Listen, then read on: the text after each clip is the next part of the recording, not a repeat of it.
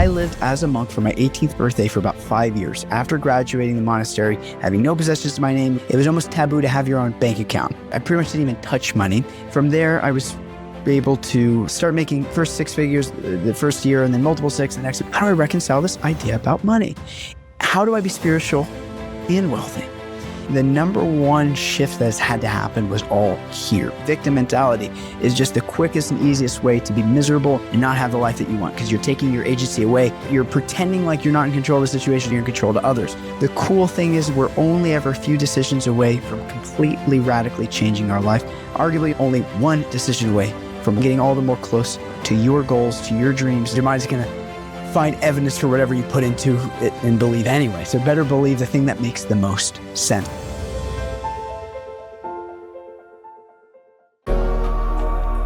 God, growth, and getting paid. Why do so many spiritual people struggle with money? That's what we're exploring today on the Conscious Success Podcast. I'm your host, Madhu, and we're going to explore practical tips and mindset shifts that are not only going to allow you to figure out how to make money doing what you love and actually making an impact, but how to reconcile all of the negative, nasty connotations you might have learned around money in such a way as to feel very empowered in generating wealth without even an ounce of guilt. As always, if you enjoy topics like this, join our Conscious Success community at the link in the show notes so you can explore these topics with us and over 1,000 other individuals from around the world. Check this out. So jumping into this topic, it's important that you understand where I'm coming from. I lived as a monk for my 18th birthday for about 5 years. After graduating the monastery, having no possessions to my name, living in different ashrams or monasteries around the world, half the time in India, half the time in ashrams in the West, I graduated with pretty much nothing in my name, and I made about $15,000 the first year and $18,000 the next year. I was hardly making enough just to get by. From there, I was able to, through the guidance of my amazing teachers, grow our business, pretty much do it properly. Start making first 6 figures the first year and then multiple six the next. And we kept growing that to eventually where we created the conscious consulting and marketing agency that we run today, where we help other health and wellness experts grow a sustainable business as well. And grateful to say that we've done really, we've made some good money doing that and changed a lot of people's lives with it. It's a very unusual story to hear someone go from having no possessions. I pretty much didn't even touch money. It was almost taboo to have your own bank account. I remember when my parents insisted I had to have a bank account. So I remember I didn't want to tell anyone about it, because being a monk with the bank account, even though I had maybe a few $100s to my name in there, that came through various seemingly strange means, I didn't even want to talk about it. So going from that to running an incredible, successful international business, and frankly helping, at this point, we have over 300 people we've helped either grow or create their own business. There's a way in which the number one shift that has had to happen was all here. And if you're only listening and watching, not watching, I am pointing my brain. It's all about mindset shifts. I want to offer you, first and foremost, a proper philosophical understanding. In other words, what are the values and the priorities of values that I actually want to offer you that you may want to apply into your life and make your philosophy. Once we have, say, some axioms, some common ground, then what I'd like to offer you is some practical tools that help me go from, talk about a scarcity mindset. It's like less than scarcity mindset to what one might call an abundant mindset, or really it's just seeing life for what it really is. And I want to offer you some practical ways in which I found really helpful, and things that honestly I come back to on a regular basis whenever I hear those old patterns trying to keep me small coming up in my brain.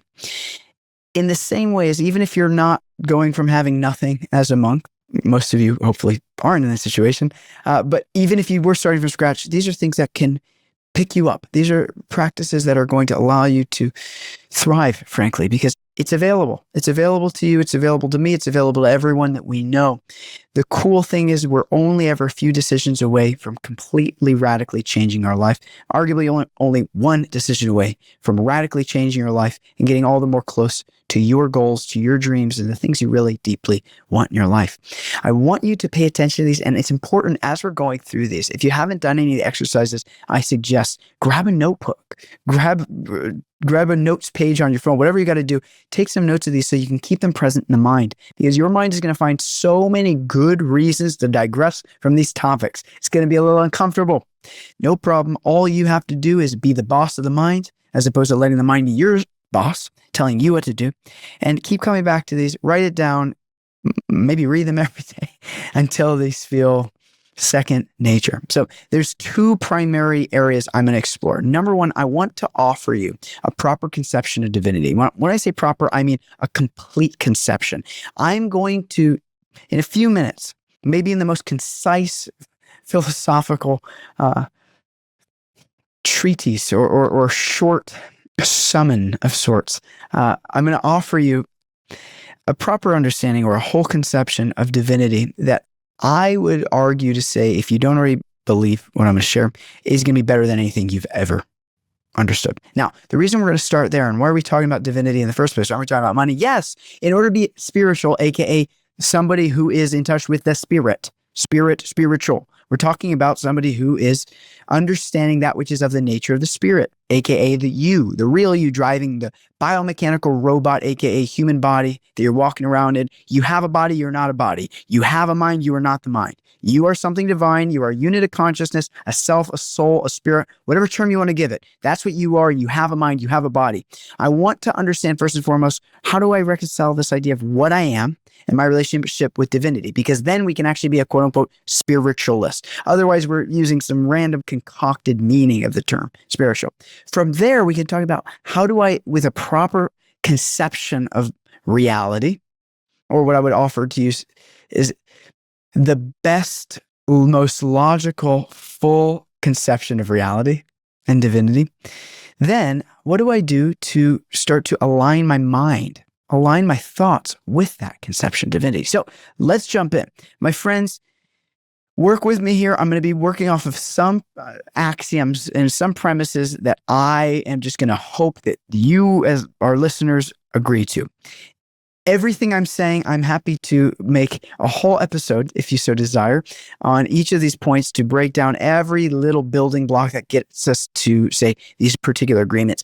For the sake of doing this relatively from the hip, quick and dirty, as they say, I'm going to assume that you and I are on the same page in a few aspects. Again, if you challenge any of these points, which I encourage you, challenge everything I say, make a note of that and send us a note and say, hey, make an episode on this so that we can break it down.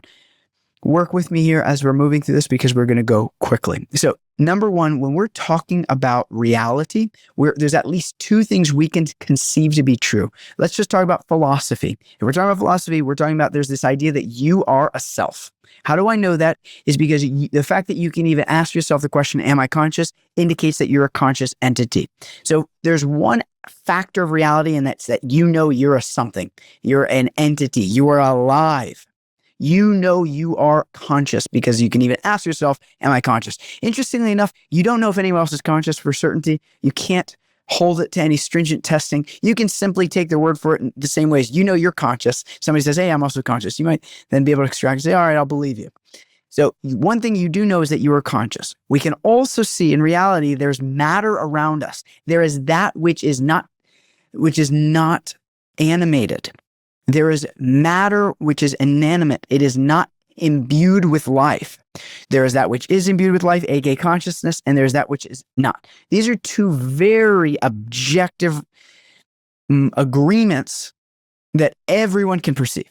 And again, you don't even know if everyone else is conscious, but you're going to have to take their word for it. But you do know you are, and you can see that there's that around you, which is not. When you have a brick in your hand, you can understand this brick is not conscious. It is matter that comes into being and out of being. We can also see the body that we're temporarily in comes into being and out of being. It changes second to second. Every single cell in our body is changing. If you go up to the mirror, you close your eyes, by the time you open your eyes again, believe it or not, the cells on your face have changed. So we can understand that there's matter which changes, but there's something that doesn't change. The real you, the consciousness, the self that is residing within that matter of the body.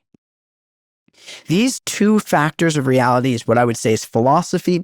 And we can extrapolate from that all types of philosophies in the world are trying to give definitions and understanding of those two things, how related they are, defining what they are, trying to understand what they are. I'm going to introduce a third factor, which takes a philosophy to what we might call a theology. Where do both those things come from in the first place? Because my friends, there's certainly a higher power. If you don't believe me, go spend a little time in the sun, maybe spend 10 hours in the sun. Tell me there's no power higher than you. Good frickin' luck. Go swim in the ocean for long enough. Tell me there's no powers higher than you. Certainly anyone with a brain can understand that there's so many powers higher than us. We can then understand if we can perceive that there's hierarchical powers higher as well as lower. There are entities big that are not as powerful as you are. We can see the hierarchy going down as well as up. We can understand that means logically there's a highest of all high powers. What we're talking about here is that divine source. And I'm going to give you some ways in which you could perceive and understand divinity. The reason we have to bring in this third element is otherwise the other two just don't make sense. Where does consciousness come from? Where does matter come from? It's somewhat ambiguous because otherwise we can understand matter has a beginning and end. Therefore, there has to be some source. Consciousness, however, which does not have a beginning and an end, it's eternal. We're going to touch on that in a second. It's eternal. That in itself is fine, but matter, there needs to be some further explanation to it. The most logical explanation I'll offer to you is that everything comes from something, because that's, if you say nothing comes from something, you just simply don't know how to talk English good. That just doesn't make any grammatical sense. Everything must come from something. Something cannot come from nothing. It literally makes no sense. What we're talking about here is what is that source where consciousness and matter come from. Once we have a general understanding of that, then we talk about what is the best logical, most understandable version or understanding of divinity. What's the best conception of divinity? So having the agreement that we are conscious, we can therefore extrapolate others are conscious. There's certainly matter around us that we can perceive that comes and goes. And then we're trying to understand the source of that, which we might call divinity. What the heck is the best version of divinity? Is that some old man with a big white beard in the sky just ready to smite someone for making a decision? That, my friends, is what we call a shitty version or conception of divinity.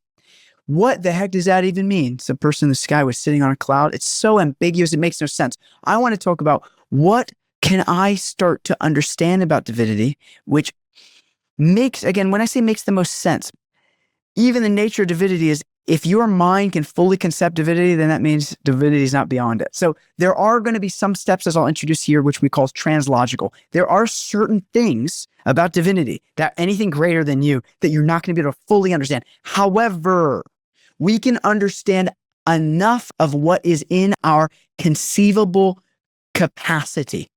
And then the parts that we can understand, there are some things that I'm not going to be able to understand fully, like eternity.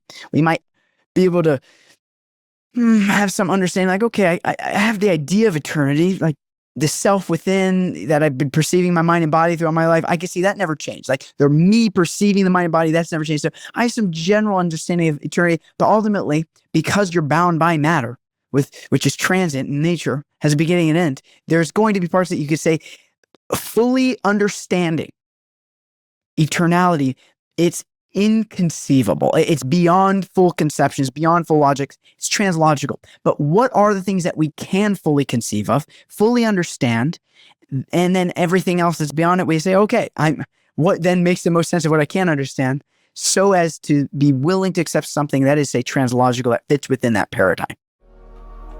If you've ever considered having a podcast, especially if you're expert at what you do, I cannot suggest more highly using Podigy's service, which is what we use. If you like this production here, I highly suggest you reach out to Podigy through their contact in the show notes below to run and host your podcast.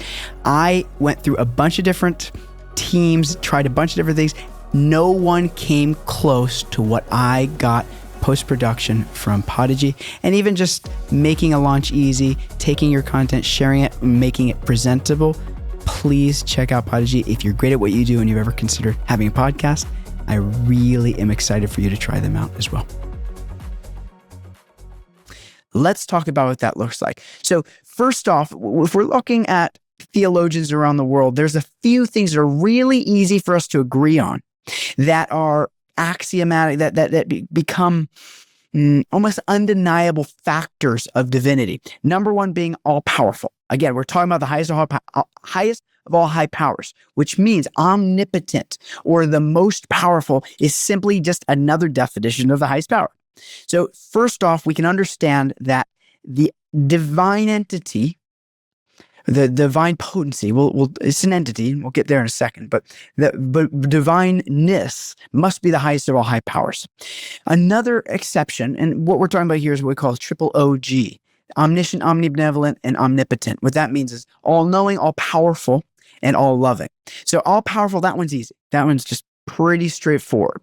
An inevitable factor of an entity, and I'm just, work with me here if you're like, why are we saying entity? We're going to talk about that more clarity here in just a second. But the idea is, let's just talk about an entity that is all-powerful, must also be all-knowing. Must also, one aspect of being all-powerful is being all-knowing. So whether you take that as a byproduct of the idea of full knowingness, or full potency, or whether you consider it as a separate version, is the highest conception of divinity all-powerful? Certainly. Is it also all-knowing? It must be.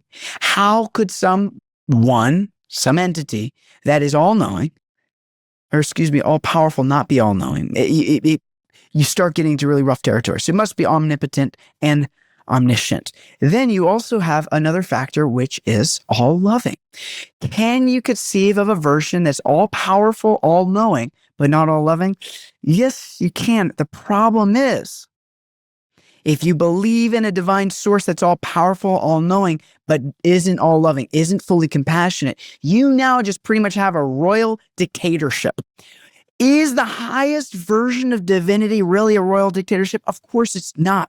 You must then also have an all-knowing, all-loving, and all-powerful version. So this is called the triple O conception of divinity. This, again, I'm happy to break down each of these points and work in the premises to why we would accept these. But work with me here. If you want a different episode, like I said, just let us know. We'll go into that.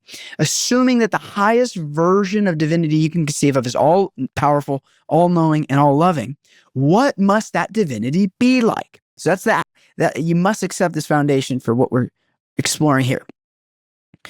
When we're talking then about all-loving and all-powerful, could an all-powerful, all-knowing, and all-loving entity provide you exactly what you need, all-knowing, provide, which means all-powerful, in a way that will actually help you and improve your life?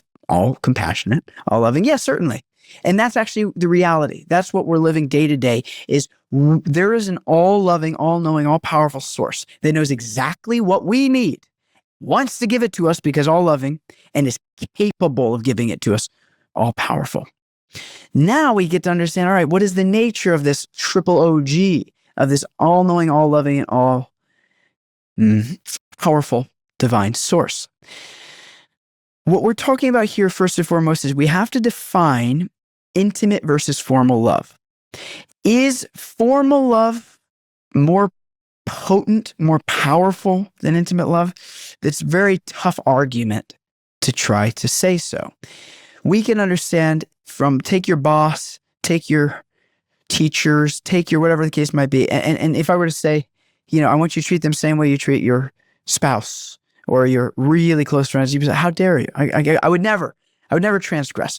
There's a type of awe and reverence that comes with a formal love that's just not as available as an intimate love. So again, all-knowing, all-powerful, all-loving, deity, form, source, would want to create a reality where the highest love is available. AKA, that means intimate love is greater than formal love. So we're now talking about an intimate love with divinity.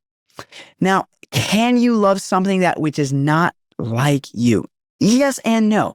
Just like I can say, I love my computer. I love my books. I love my whatever it might be. Sure, you can say, I love squirrels. I love squirrels. You know what I love is cows. I really love cows. One can make the argument that one might say you can only love a sentient living entity. I might say, I love my glass of water, but it's a different kind of love than loving a sentient entity, than loving a cow. And even loving a cow is different than loving a human. It's a limited capacity because you can't fully relate with a cow. Doesn't mean you can't love them. I just am saying that from a logical perspective, you can understand that the love between two humans is always going to be more, let's say, stronger than it would be with any other type of sentient living entity, what to speak of matter, which isn't even sentient. That's why in other languages, you have different words, one that describes intimate or conjugal love, another word that talks about formal love, another one that talks about friendly love, or another one that talks about loving an object. In English, we just have the word love, and that's fine. You can use other words, adore, etc. What we're talking about here with love is you can ultimately only love something that which is like you, which you can understand, which means a human. You can ultimately only love a human more than you could love anything else. Therefore, rather than making the misidentification that God is anthropomorphic, God must then be like you, because you're the center of the universe, right? Wrong. God is not like you. We are theomorphic. That means we are like God, because an all good, all loving, all powerful deity would want to create at least one species who have this beautiful prefrontal cortex with the ability to have, say, recursive language, which means I could say what I'm doing and how I did it and where I went and who I did it with. I can have this recursive language. I can have the ability to reason through my prefrontal cortex, unlike any other living entity in the world, which is what makes us the apex predator, even though we have this soft little skin and like really weak jaws. Why are we still considered apex? It's because we have this cool brain, these functions of the brain that other living entities don't. So an all good, all loving, all powerful deity would make at least one species capable of being like divinity.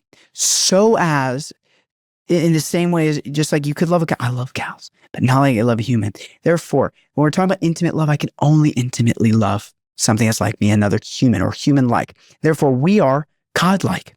The human form of life is so special. My gosh, if you look at the living entities in the world, if you were to count all the many, whatever, trillions, gazillions, I don't even know what the term is to give how many innumerable living entities just in this one tiny little world, what to speak of in the endless cosmos, and all the life forms available everywhere.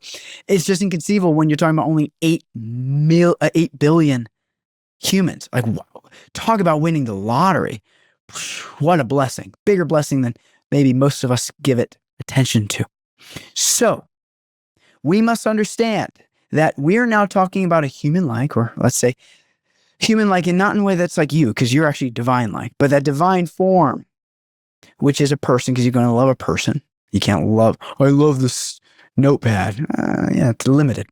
You must be loving a person, and it's an intimate kind of love. And then we can even get into the really granular details of a divine conception, even beyond this, of having a personal, loving, intimate relationship with divinity who's all-knowing, all-loving, all-powerful, to, what would that version of divinity be spending time in corporate cities? No, be spending time in a pastoral, nature-based reality, which is just how the nature around us pre-civilization and even during civilization, that which is beauty and beautiful and provides growth. I mean, there's all these other, let's say, additional, more beautiful and more clear understandings of divinity that we can get into. But creating, say, a foundation for what we're talking about here, it's important that we have this realistic perspective that there is a highest power who must also be all-knowing and all-loving. Otherwise, we're now talking about something other than God. And that version of divinity, the highest of high powers, must be a person. It must be human-like, or I am like divinity.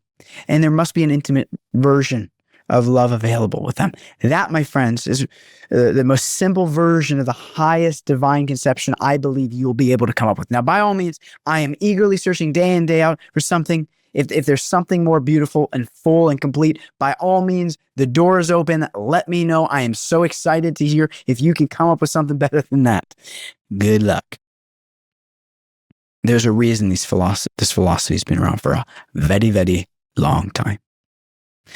Now that we have let's say, understanding, that means you as the unit of consciousness who's eternal, go beyond this body. I mean, you can understand from practical standpoints that you're not the body. Again, if you lose an arm, you're not less of a person.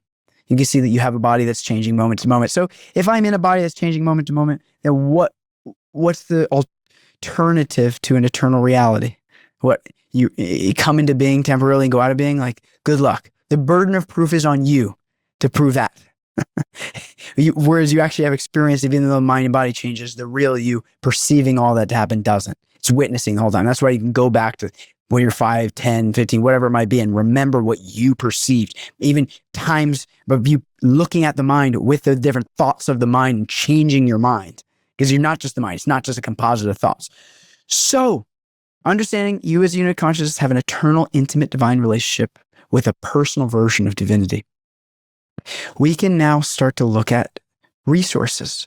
And one of those resources we're talking about is money. How do I reconcile this idea about money? How do I be spiritual and wealthy? In order to have a proper conception of this, or at least let's say one that's reconcilable, one that you can explain without just saying, it just feels right. Ugh.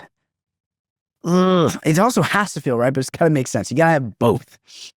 We want to look at this idea that would an all good, all loving, and all knowing version of divinity, which really just is divinity, create a world with limited resources, or when triple OG, create a world with access to unlimited resources. Certainly the latter.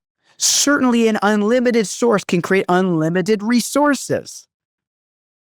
Therefore, in this world, not only is there no shortage of resources, money being one of them.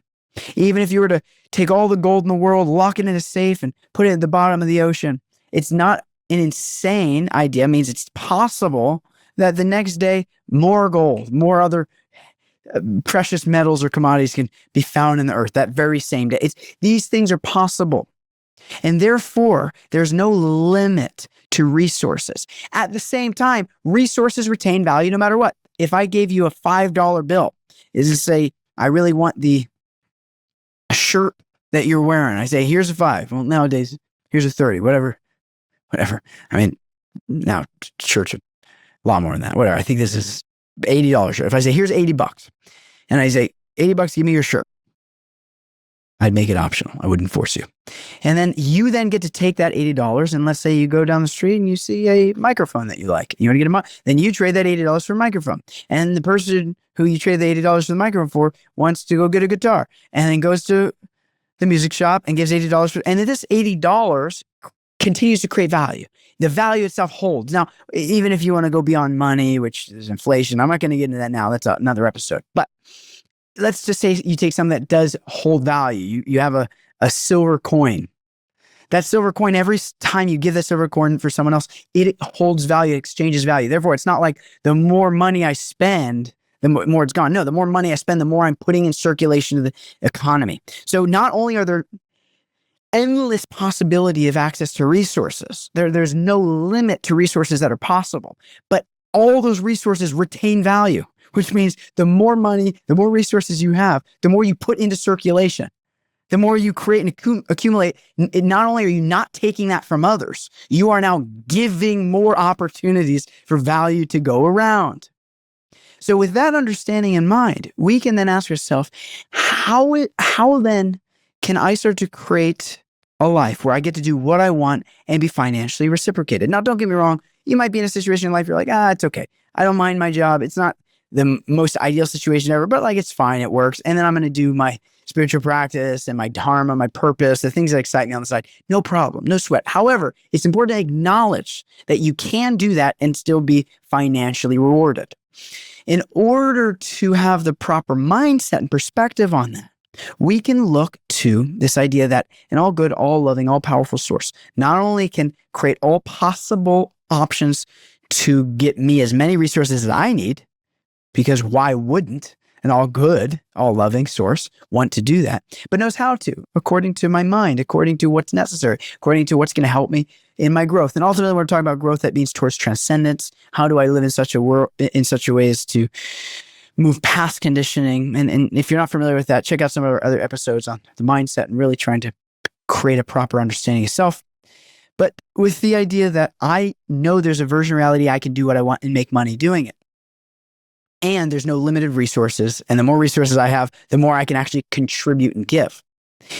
The most, what I would say, essential realization or perspective that's going to come out of that is that you are the driver of your ship. You're the one with agency, with free will. And that means that you create your future and your destiny based off the decisions you make today. And therefore, if you are making decisions, aka learning how to become financially literate, learning everything from how to make money and how to generate clients, how do you sell your products, or whatever the case might be, how to invest, spending time from an educational perspective, or actually learning the behaviors that people who have money and build wealth do, and doing those, all of that's fully in your control. That means, my friends, whatever financial status you are in today, whatever resources you have handy, you've created that. We're never a victim at any given time because nothing happens randomly. If we're understanding that the triple O source, omniscient, that means if God is all loving, all knowing, and all powerful, which again, give me a better definition of God. God must be that. Then we can understand that God's providing us experiences all day, every day, that are actually for our betterment. Because if it was all good, of course, everything that's happening would be for our goodness, for our betterment, for our ultimate growth. Therefore, nothing happens randomly, and shitty things happen. I get it, but nothing that we don't ultimately deserve. This is why victim mentality is just the quickest and easiest way to be miserable and suffer and not have the life that you want, because you're taking your agency away. You're pretending like you're not in control of the situation, giving your control to others. But rather, if we understand the reality that everything that's happening is happening because I need this to happen for my growth, based off of what I've done in this life, past lives. It's another conversation as well for another time. If you don't believe in reincarnation, oh God, I got some YouTube videos for you. Then explain to me why you have hundreds of people born in different places around the world, and at the ripe age of 4, being able to tell you everything about their last life, where they were born, and all that stuff gets checked out. It's crazy. Anyway, reincarnation is for sure there. Although the burden of truth is, give me a better alternative to reincarnation, I'm open to considering it. All that's to say, in this life or another, we've done something that we've had to learn what to or what not to do. That's what karma is. Cosmic rehabilitation system. Therefore, everything that's happening is actually ultimately in our control. And that means everything I do right now, the decisions I make right now, are creating my future. Everything is happening to me, the good, bad, and the ugly, is ultimately for my betterment. Things are not happening to me, things are happening for me. And that means if I want more resources, now that I know that there's unlimited resources, and the more I have, the more I can help and contribute to others' life with, my job is to start to, first and foremost, put myself around people who are doing the things that I want, who have the resources I want, the experiences I want, but learn from an educational perspective, how do I do that? And once I learn how to do that, you do it. Learn what to do it, surround yourself by the people doing it. It's really that simple. And it's just a matter of time till you get what you want. So you, my friend, are in control of your life, as am I, and as everyone around you knows. And to the extent that you don't accept that or don't follow that, you will suffer. There's no version of reality where if you give away control of your feelings to others, where you're going to feel great and empowered. The only way to feel empowered, the only way to feel, honestly, the only way to perceive reality for what it is accept full accountability for your life, full responsibility for your life, and understand everything is happening for you, for your betterment. It's simply an opportunity for you to be the best version of yourself, to learn what you need to learn, to move in the direction of transcendence. So, I know I told you that would be a lot. Pause, go listen to that whole spiel over and over until it becomes second nature for you.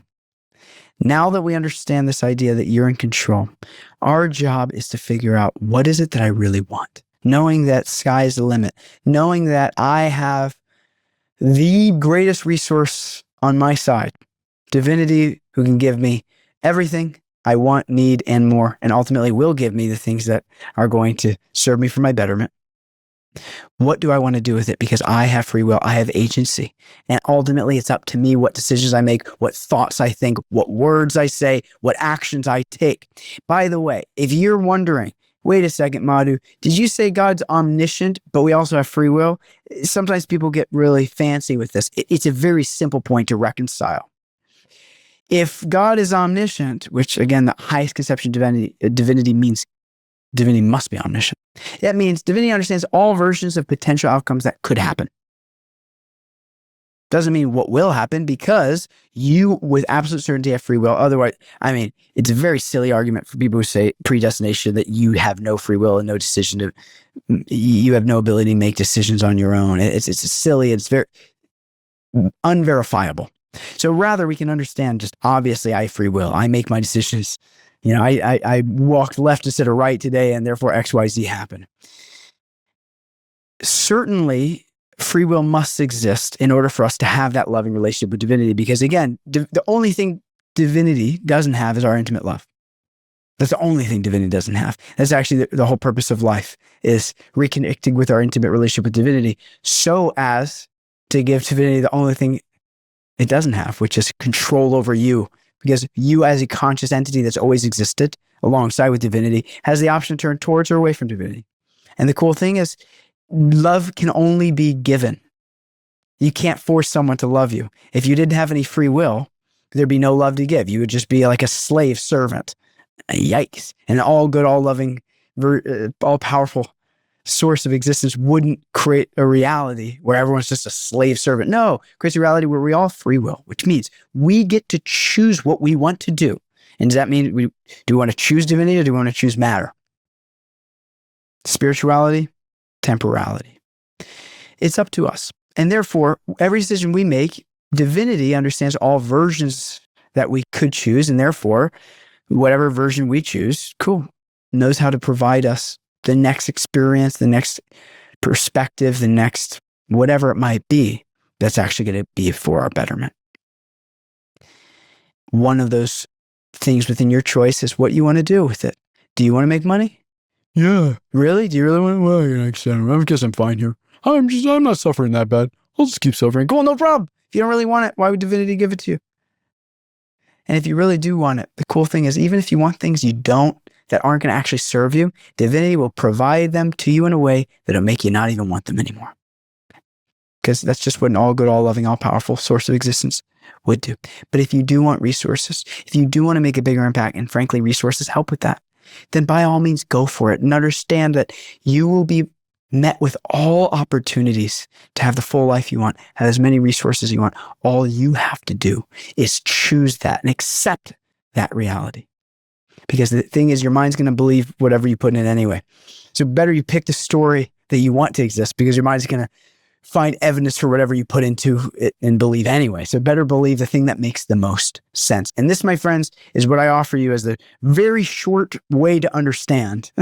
maybe one of the shortest versions of theology you've ever heard, in such a way as to have a proper grounded understanding of not only you and yourself as a unit consciousness, and your relationship with divinity and your relationship with matter, but in such a way as to give yourself full agency, or like accept the reality that you have full agency to do whatever you need to do and put yourself in control to create the reality that you want, make the decisions you want, which really means accept the beliefs that actually serve you, that make the most sense. Start to have the thoughts and feelings that are actually in alignment with those highest beliefs, that value system. And then start to speak and act in a way as to make those beliefs a reality. Let's say your reality. And then from there, the results will come. The fruits will come just from watering those seeds. This, my friends, is how we can start to not only understand God in a proper perspective, growth in a proper perspective, but also how you can get paid doing what you want to do and changing the lives of so many. As always, if you enjoy topics like this, join our Conscious Success community, where we do this all day, every day with people probably just like you. As always, we can't wait to see you on the next section, where we get to dive deeper and deeper into topics like this. If there's anything that you are keen to exploring, that you want us to touch on, go to our Conscious Success podcast.com, or go to our Conscious Success community. You know where to find us. Go to the show notes and let us know what topics you want to hear more of. I'm here to serve you and all the guests we bring on. We're here exclusively with the one purpose, and that's to make this available to you. A really beautiful thing that helps us, as well as subscribing and telling your friends about this. Subscribe, give us a review. It only takes 20 seconds, but it makes a world of a difference to us. And that's one of the only things I'll ever ask of you guys. Subscribe, let us know how we can help you, and make sure you keep showing up so that not only you can become the best version of you, but in this way you can create an example so everyone around you can know that their best life is available. See you on the next one. Keep it conscious.